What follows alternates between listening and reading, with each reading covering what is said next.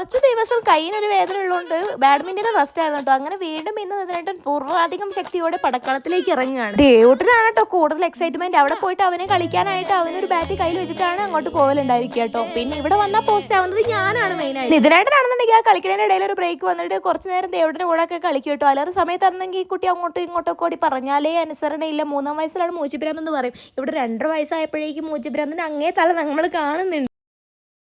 ഇവിടെ ഒരു കുട്ടിയുണ്ടായിട്ട് നോക്കാൻ പറ്റില്ല എന്ന് പറയുന്ന സമയത്താണ് ഞാൻ പണ്ട് കാലത്തൊക്കെ അമ്മമാർ 10-12 മക്കളെയൊക്കെ നോക്കിയ കാര്യങ്ങൾ ആലോചിക്കുന്നത്. അവരൊക്കെ നമ്മച്ചേ പറ്റും. വൈദവേ ഞാൻ ടോപ്പിക്കിൽ നിന്ന് കുറച്ച് മാറുന്നുള്ളൂ എന്ന് എനിക്ക് സംശയം. അങ്ങനെ നമ്മൾ ഷട്ടിലൊക്കെ കളിച്ചതിന് ശേഷം നമ്മൾ നേരെ പോകുന്നത് പച്ചക്കറി വാങ്ങിക്കാനുണ്ടോ. അത്യാവശ്യം ലേറ്റ് ആയിട്ടുണ്ടായിരുന്നു. ഷോപ്പ് അടയ്ക്കുന്ന ചെയ്തിട്ടുണ്ടായിരുന്നു. നമ്മളെ ഭാഗ്യത്തിന് ഷോപ്പ് തുറന്നിട്ടുണ്ടായിരുന്നു.